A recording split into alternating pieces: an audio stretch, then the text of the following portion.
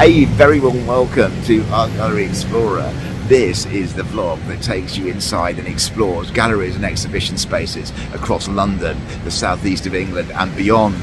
I'm in the heart of Mayfair today to explore some new paintings by that ex-enfant terrible of British art, Damien Hirst.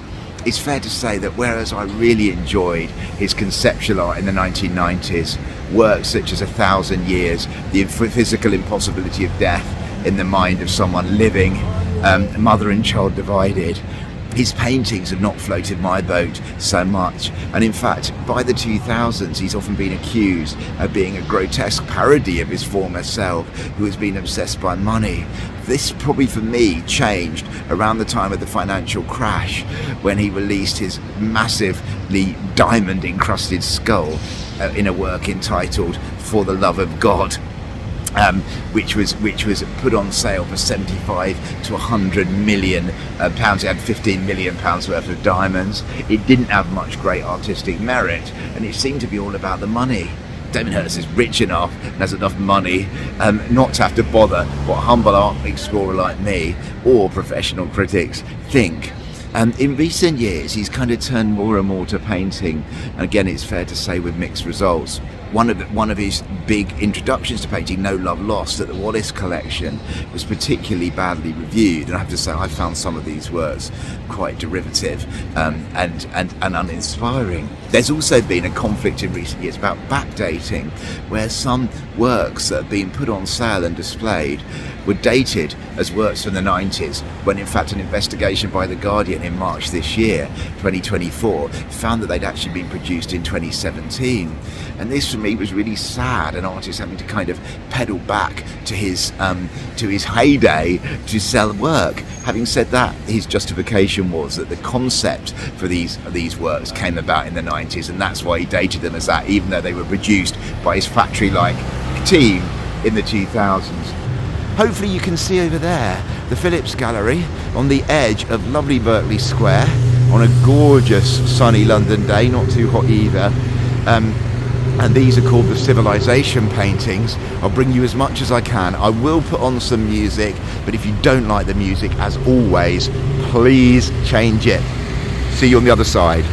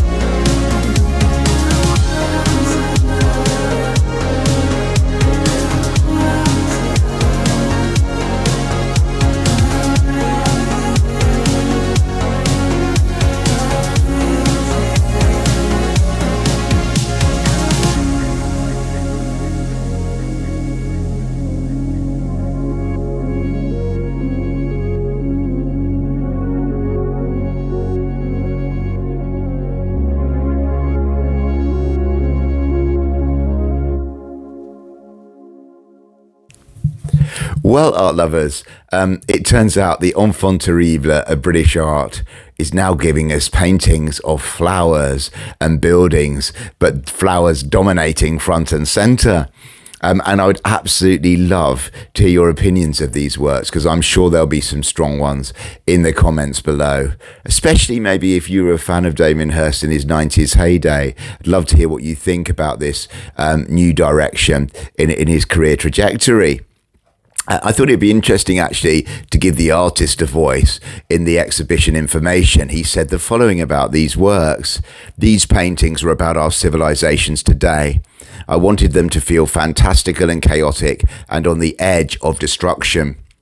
It's often hard to have hope or romanticize about our current landscape or our civilizations, but we must have hope no matter how dark the world gets.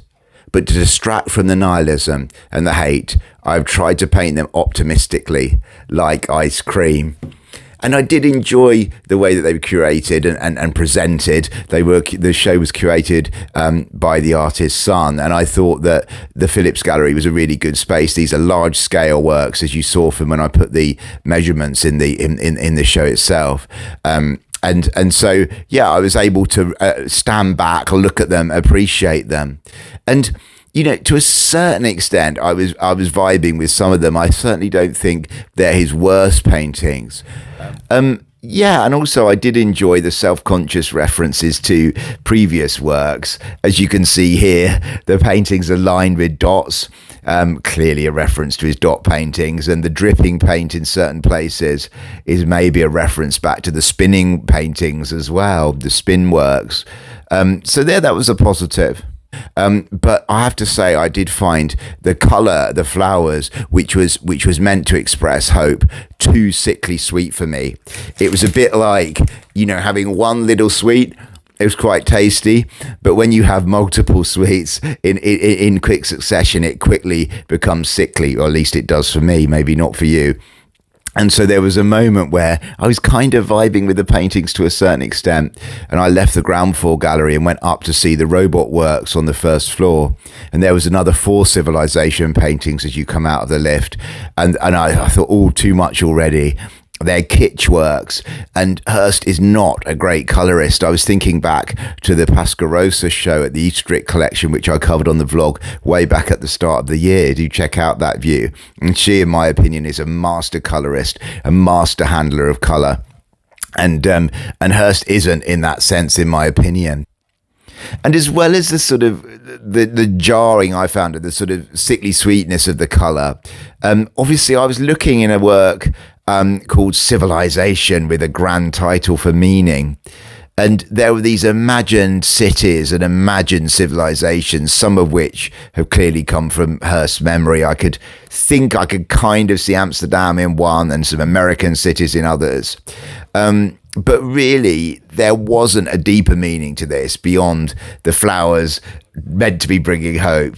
And I found that a pity, because I do think in the conceptual pieces of the 1990s, they were filled with meaning. I would also say that, you know, I'd like to thank the staff at the Phillips Gallery for their welcome. They're giving me permission to post this on YouTube and social media. And also because they were really informative about the works. I did, however, feel, probably more than I have done for a very long time, apart from maybe when I was in Zurich earlier in the summer, the commercial wheels of the art world fully turning. It felt a very, very commercial show. And that was probably at the expense of the art. And so overall, they certainly weren't great works. They were, and probably I wouldn't even call them good works, but they certainly, I would say, are an improvement on some of the earlier paintings in the early 2010s. And yeah, it was interesting to see him, and I'll be interested to see if he develops this style further. But anyway, I would love to hear your thoughts. As I say, I kind of enjoyed some of them, but I don't think they're necessarily the greatest of works. So do post in the comments what you thought.